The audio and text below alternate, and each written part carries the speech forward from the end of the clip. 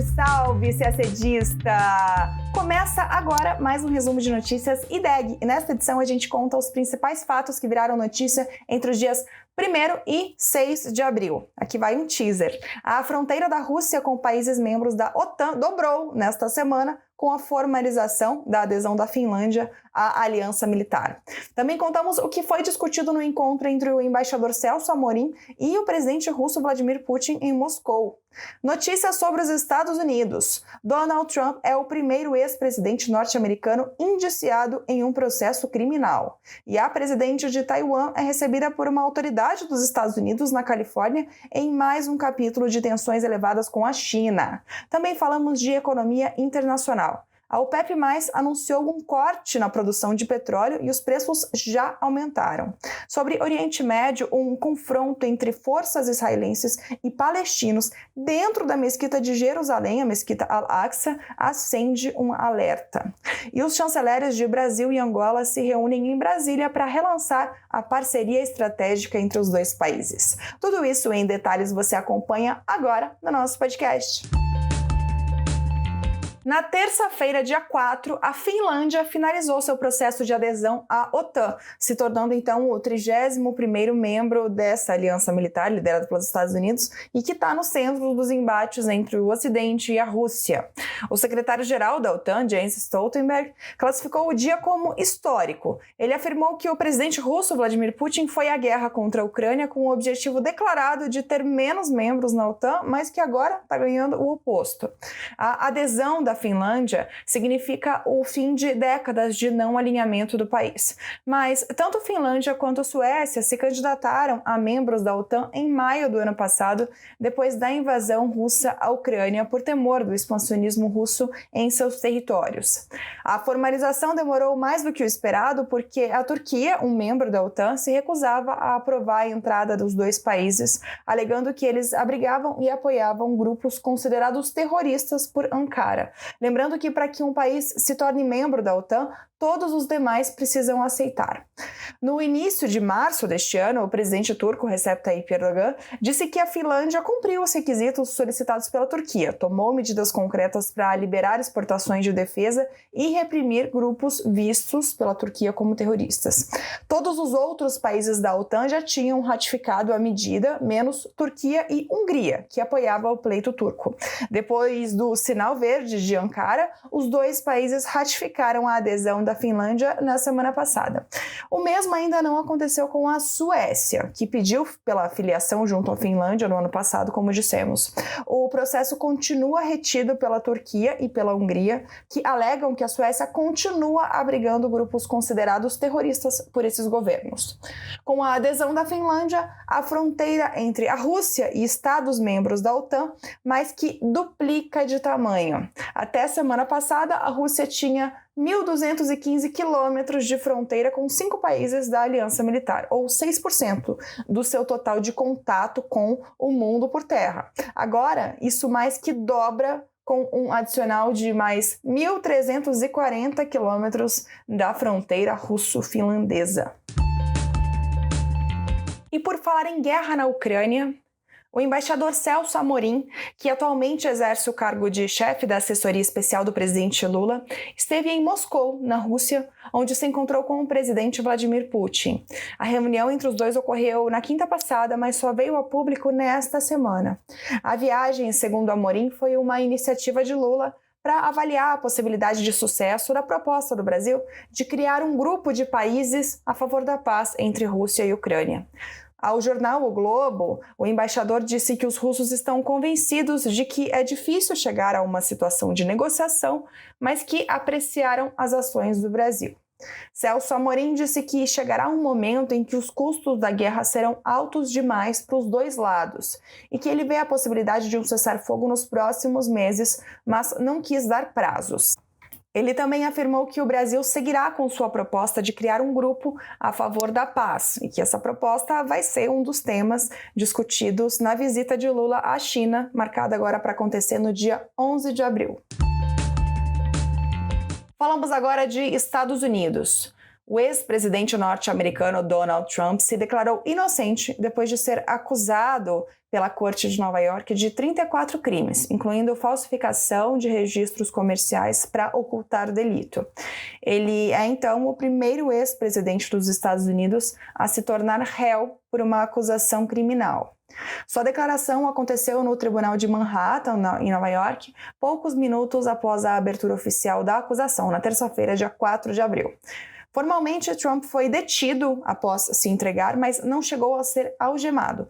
Como não envolve um caso com violência, ele não ficou preso e foi liberado na sequência. Após os procedimentos legais, ele deixou a corte e embarcou para a Flórida. Entre outras acusações, está a declaração feita pela ex-atriz pornô Stormy Daniels, que teria recebido dinheiro de um advogado pessoal de Trump dias antes da eleição presidencial, em 2016, para não falar publicamente sobre um suposto caso que teria tido com Donald Trump uma década antes. A próxima data de audiência pessoal para o caso em Nova York está marcada para o dia 4 de dezembro. Ainda falando de Estados Unidos, agora de política externa. Na quarta-feira, dia 5, o republicano Kevin McCarthy, presidente da Câmara de Representantes dos Estados Unidos, recebeu a presidente de Taiwan, Tsai Ing-wen, na Califórnia.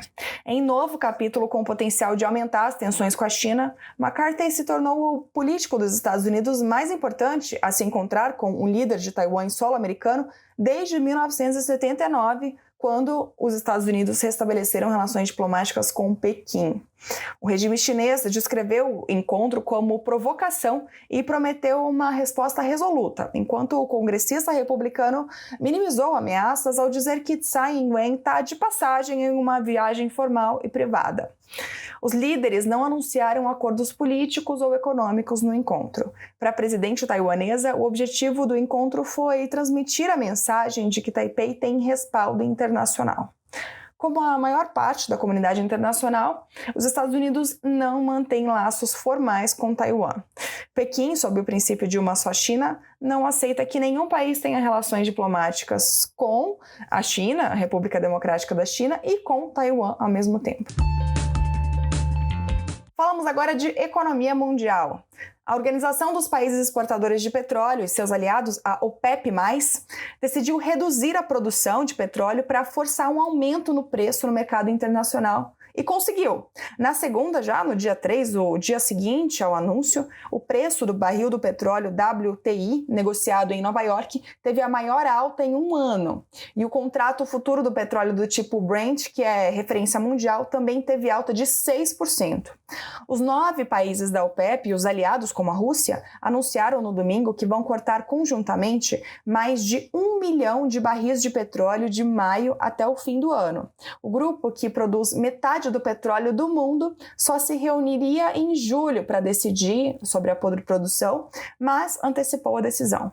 O Ministério da Energia da Arábia Saudita, maior exportador de petróleo do mundo, explicou que essa foi uma medida de precaução para ajudar a estabilizar o mercado. Em outubro, a organização já tinha anunciado uma redução de 2 milhões de barris por dia. Na época, o presidente dos Estados Unidos, Joe Biden, prometeu que a Arábia Saudita sofreria consequências.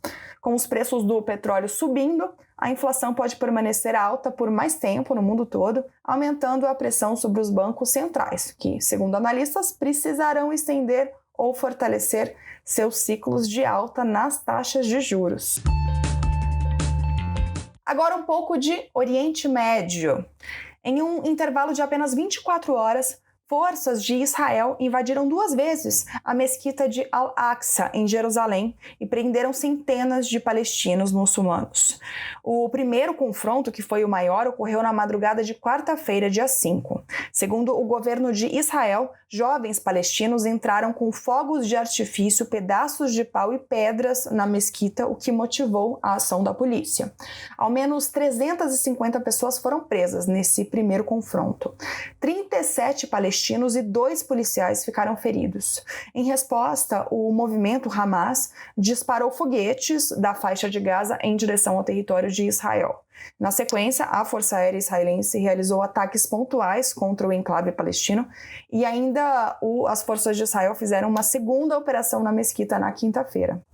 Os confrontos coincidem com as celebrações do Ramadã muçulmano e da Páscoa judaica, em um clima de grande tensão entre israelenses e palestinos desde o início do ano. A violência já provocou quase 110 mortes desde janeiro deste ano e foi retomada no fim de semana passado, após uma calma relativa que era observada desde o início do Ramadã, em 23 de março.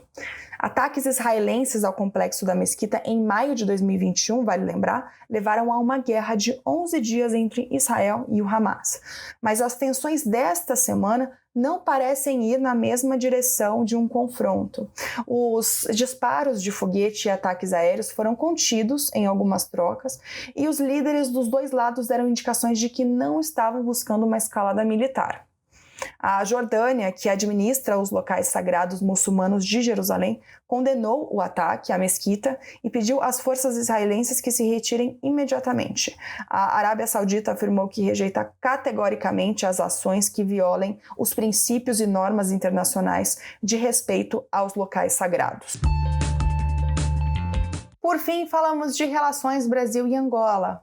Na quarta-feira, dia 5, os ministros das Relações Exteriores dos dois países se reuniram em Brasília para a 7ª Comissão Mista Brasil-Angola, um mecanismo de concertação política criado em 1980.